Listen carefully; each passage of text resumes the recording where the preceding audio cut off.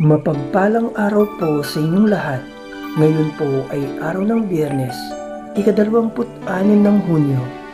Pakinggan po natin ngayon ang mabuting balita ng Panginoon.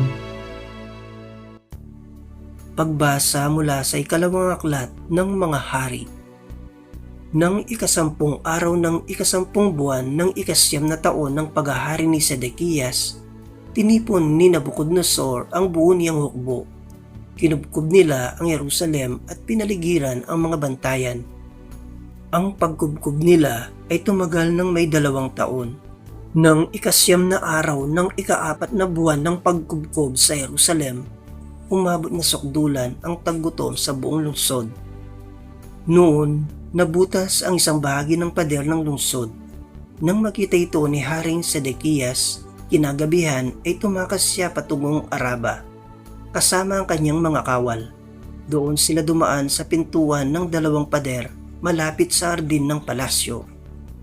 Ngunit ang lungsod ay naliligid ng mga Kaldeo. Tinugis sila ng mga ito at inabutan sa kapatagan ng Jericho, kaya nagkanya-kanyang takas ang kanyang mga tauhan.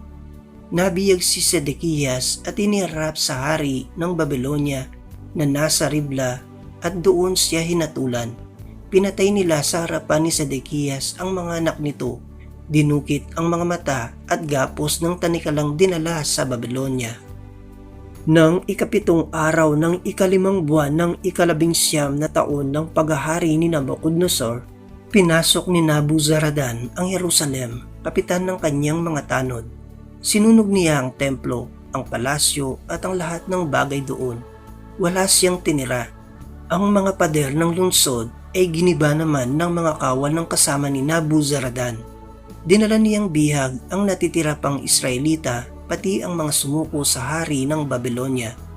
Ang iniwan lamang niya roon ay ang ilang mahihirap upang magbungkal ng lupa at mag-alaga ng mga ubasan.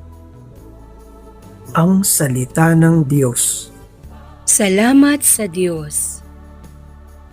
Salmong Tugunan. Kung ika'y aking limutin, wala na akong aawitin.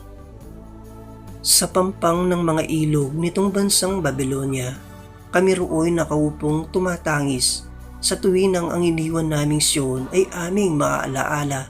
Sa sanga ng mga kahoy, sa tabi ng ilog nila isinabit namin doon yaong dala naming lira. Kung ika'y aking limutin, wala na akong aawitin. Sa amin ay iniutos nang sa amin ay lumupig. Naaliwin namin sila ng matamis naming tinig tungkol sa Siyon, yaong paksa ninyong nais nilang awit. Kung ika'y aking limutin, wala na akong aawitin. Paano namin aawitin ang awit ng Panginoon samantalang bihag kaming nangingibang bayan noon? Ayaw ko nang ang lira ko'y hawakan pa at tugtugin, kung ang bunga sa pagtugtog limutin ng Jerusalem. Kung ika'y aking limutin, wala na akong aawitin.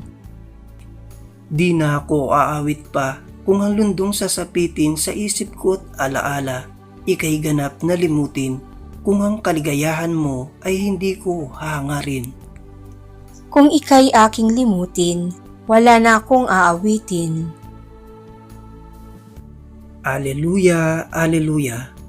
Inako ni Jesucristo ang sakit ng mga tao upang matubos niya tayo. Aleluya, aleluya. Ang mabuting balita ng Panginoon ayon kay San Mateo. Nang makababa si Jesus mula sa bundok, sinundan siya ng napakaraming tao. Lumapit sa kanya ang isang ketungin at lumuhod sa harapan niya. Ginoo, ang wika niya, kung ibig po ninyo, ako'y inyong mapagagaling. Hinipo siya ni Jesus at sinabi, ibig ko gumaling ka, at pagdakay na wala kanyang ketong. Huwag mo itong sasabihin kaninuman, bilin ni Jesus. Pumunta ka't pasuri sa saserdote.